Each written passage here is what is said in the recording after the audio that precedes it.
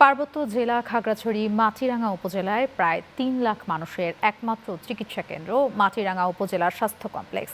নাজুক অবকাঠামো, জনবল সংকট আর প্রয়োজনীয় চিকিৎসা প্রযুক্তির অভাবে প্রতিদিন ভোগান্তিতে পড়ছেন রোগীরা। নামমাত্র এই ৩১ শয্যা হাসপাতালে নেই কোনো পরীক্ষা নিরীক্ষার আধুনিক যন্ত্রপাতি। বিস্তারিত প্রতিবেদনে।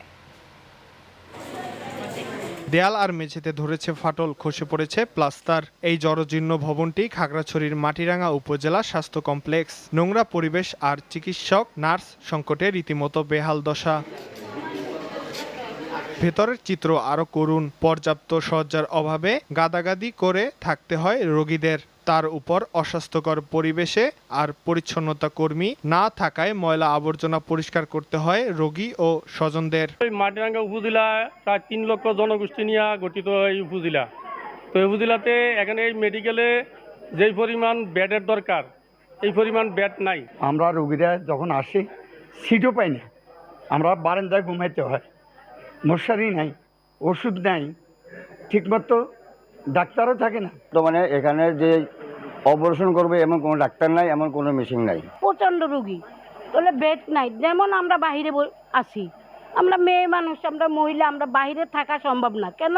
বিভিন্ন রোগে আক্রান্ত হয়ে প্রতিদিন গড়ে ভর্তি হন ৪০ থেকে ৪৫ জন রোগী। হাসপাতালে ১৪ জন ডাক্তার থাকলেও রুমের অভাবে রোগী দেখতে পারছেন না বলে জানান হাসপাতাল কর্তৃপক্ষ।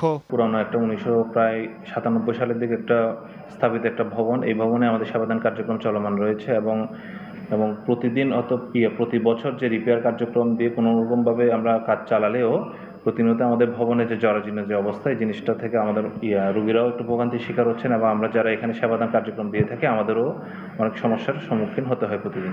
মাত্র ১০ শয্যার জনবল নিয়ে চলছে জোড়াতালির স্বাস্থ্যসেবা।